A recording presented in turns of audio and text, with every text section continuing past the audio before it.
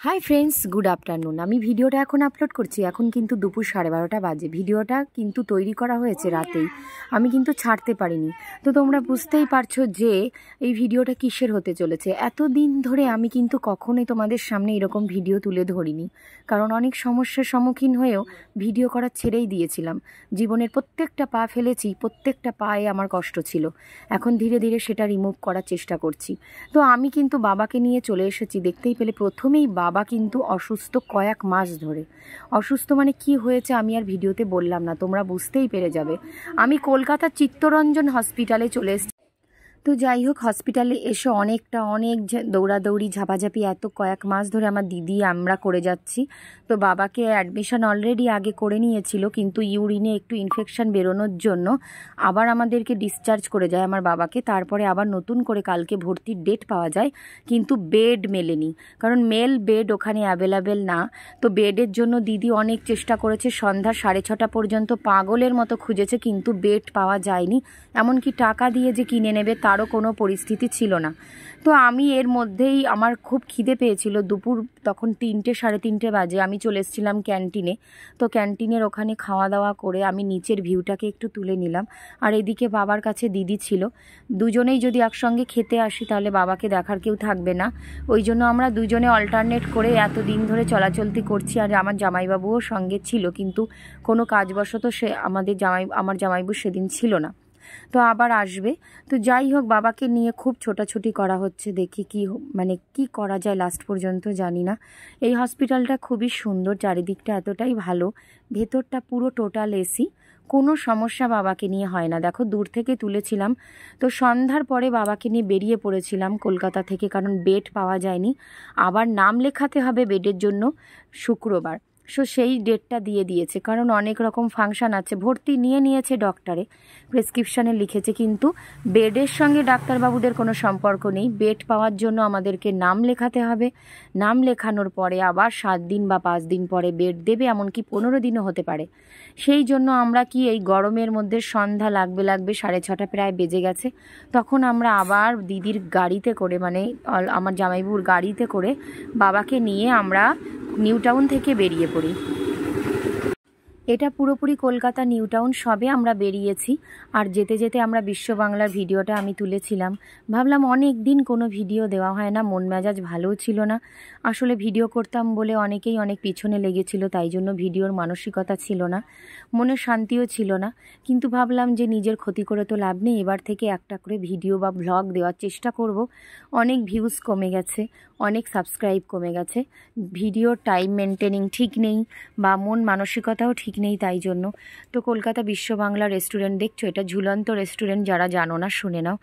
এর মধ্যে এখনও আমাদের কোনো কিছুই খাওয়া বা যাওয়া হয়নি, তবে ইচ্ছা আছে একদিন যাওয়ার, দেখা যাক সেই দিনটা কবে আসে। তো আসার সময় বাবা অনেক কিছু জিজ্ঞাসা করছিল যে এটা কীরকম রেস্টুরেন্ট, এখানে কীরকম খাবার পাওয়া যায়, তার মানে বাবার ভালো লেগেছিল।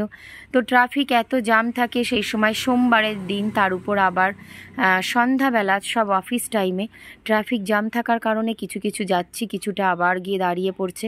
ড্রাইভার নেওয়াই ছিল, আমার জামাইবাবু ছিল না, তাই জন্য ড্রাইভার নিয়েছিল দিদি। তো দিদির গাড়িতে করে আস্তে আস্তে, খুবই গরম ছিল তখন, জানলাটা একটু খোলা ছিল। আমার আবার এসিতে খুব সমস্যা হচ্ছিল, তাই জন্য আমি জানলা দিতে বারণ করেছিলাম। আর এখানে নিউ টাউনে ঘন ঘন, খুব তাড়াতাড়ি করেই প্লেন যাচ্ছিল। তো প্লেনগুলোকে আমি তুলে নিচ্ছিলাম, আমার এত ভালো লাগছিল বলার মতো না। সন্ধ্যাবেলার নিউ টাউন শহর কলকাতাটা এত সুন্দর লাগে, সত্যি বলছি, ব্লগটা তাই জন্যই তুলেছিলাম। খুবই ভালো লাগছিল। আর এদিকে বাবার খুব গরম লাগছিল, কারণ অত্যাধিক গরম পড়েছে এই 10, 11, 9 তারিখে জুন মাসের। এই যে কি গরম, তোমাদের ভাষায় প্রকাশ করব না।